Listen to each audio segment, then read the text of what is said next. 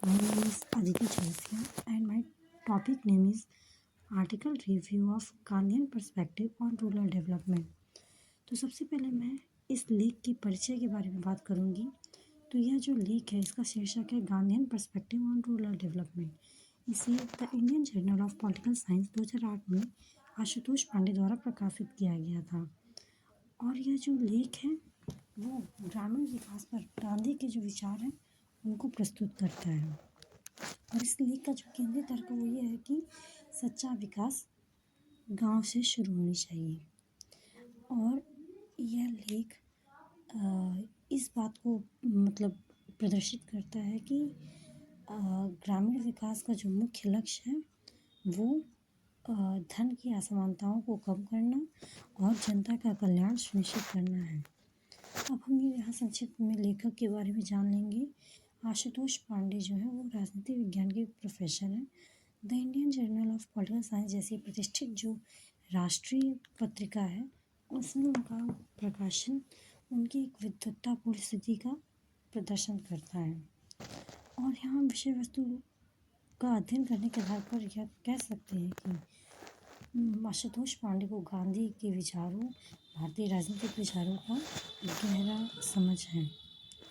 अब हम इस लेख की सारांश पर आए तो यह लेख गांधी के ग्रामीण विकास के जो विचार हैं उसको प्रदर्शित करता है। और इस लेख का जो मुख्य ध्यान है वो गांधी के इस विचार पर है कि विकास का अंतिम लक्ष्य जनता का कल्याण होना चाहिए। और यह जो लक्ष्य है वो हम आय की असमानता जो होती है उसको कम करके प्राप्त कर सकते हैं। और इस लेख के जो कुछ प्रमुख तर्क हैं उनको हम कुछ बिंदुओं के माध्यम से समझेंगे। पहला है आत्मनिर्भर ग्राम अर्थव्यवस्था। यहाँ गांधी जो है ग्राम स्वराज की अवधारणा की बात करते हैं। गांधी गांव को एक आत्मनिर्भर स्वपोषित इकाई बनाना चाहते हैं। दूसरा है आर्थिक रणनीति। गांधी जो है वो बड़े पैमाने पर औद्योगिकरण का विरोध करते हैं क्योंकि उनका मानना है कि बड़े पैमाने पर औद्योगिकरण बेरोजगारी को बढ़ावा देती है। इसके स्थान पर जो गांधी हैं वो हाथ से कताई और बुनाई पर बल देते हैं। उनका मानना था कि इससे सभी को रोजगार के अवसर प्राप्त होंगे जिससे राष्ट्र का कल्याण होगा। और इसकी एक अन्य महत्वपूर्ण बिंदु ये है कि सामाजिक संरचना और नैतिक आधार। गांधी का मानना है कि गांव को अहिंसा पर आधारित होना चाहिए। उन्होंने सामाजिक संरचना के लिए एक सामुद्रिक वृत्त ओशियनिक सर्कल की उपमा का प्रयोग किया है। उनका मानना था कि जो जीवन की जो संरचना है वो पिरामिड की तरह नहीं होनी चाहिए कि उसका नींव सबसे नीचे रहे, बल्कि जीवन जो है वो निरंतर चौड़े होते संकेंद्रित वृत्तों की एक श्रृंखला के रूप में होनी चाहिए जिसका केंद्र व्यक्ति हो। और यहाँ पे कोई भी भाग एक दूसरे से श्रेष्ठ नहीं होता है।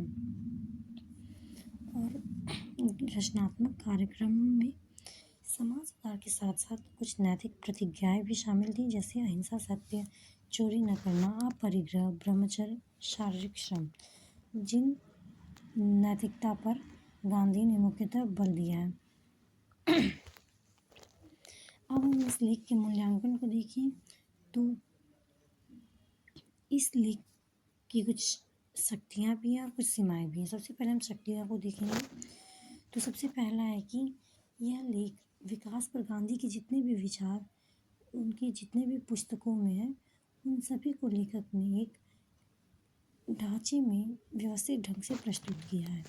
दूसरा, यहाँ पर लेखक गांधी की विभिन्न अवधारणाओं जैसे ग्राम स्वराज, सर्वोदय, सामुद्रिक वृत्त, रचनात्मक कार्यक्रम जैसी जो अवधारणाएं हैं उनको स्पष्ट रूप से समझाया है। और तीसरा शक्ति देखें तो ये है कि यहाँ पर आशुतोष पांडे ने गांधी के विचारों को समकालीन मुद्दों के साथ सफलतापूर्वक जोड़ने का प्रयास किया है। और अगर इस लेख में हम गांधी के जो मॉडल है उसकी कुछ अंतर्निहित सीमाओं का और चुनौतियों का अध्ययन करेंगे। तो पहला सीमा ये है कि जो गांधी है वो बड़े पैमाने पर औद्योगिकरण का विरोध करते हैं, क्योंकि वो उनका मानना है कि इससे बेरोजगारी बढ़ता है। लेकिन अगर हम आधुनिक वैश्वीकरण के युग में देखें तो कुछ अर्थशास्त्री यह तर्क दे सकते हैं कि यदि हम मशीनों का प्रयोग नहीं करेंगे तो ये विकास में एक बड़ी बाधा होगी। और अगर दूसरी इसकी सीमा देखें तो गांधी ने एक जो है आत्मनिर्भरता का आदर्श प्रस्तुत किया है। गांधी ने एक ग्राम स्वराज की कल्पना की। उनका मानना था कि जो गांव है वो अपनी आवश्यकता को पूरी करने के लिए आत्मनिर्भर होनी चाहिए और वह पूरे विश्व के खिलाफ लड़ने में स्वयं सक्षम हो, ऐसा होना चाहिए। तो गांधी ने जो है आत्मनिर्भरता की एक चरम सीमा को व्यक्त किया है, परंतु इस मॉडल से जो गांव है वो वैश्विक आपूर्ति श्रृंखलाओं, विशेष ज्ञान के आदान प्रदान से कट सकता है। और अगर इसकी तीसरी सीमा देखें तो यह गांधी ने यहाँ पर धन के संकेंद्रण को चुनौती देते हुए विकेंद्रीकरण का आह्वान किया है। परंतु जो वैश्विक व्यापार है और जो पूंजी का जो प्रवाह हो रहा है उसके दबाव में इस अलगाववादी दृष्टिकोण को अपनाना चुनौतीपूर्ण हो सकता है। अब हम समकालीन समाज में इसकी कुछ इस लेख की कुछ प्रासंगिकता के बारे में जानेंगे।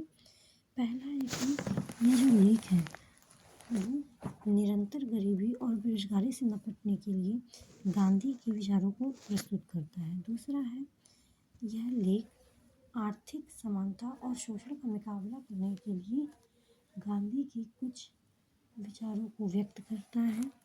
तीसरा है यह लेख धन के केंद्रीकरण को चुनौती देता है जो वर्तमान समय के लिए उपयोगी है और प्रासंगिक भी है। चौथा है यह लेख स्थानीय उत्पादन को बढ़ावा देता है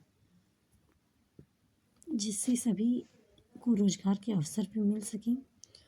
और पांचवा है ये लेख जो है सभी की समग्र विकास और नैतिक आधार पर बल देता है।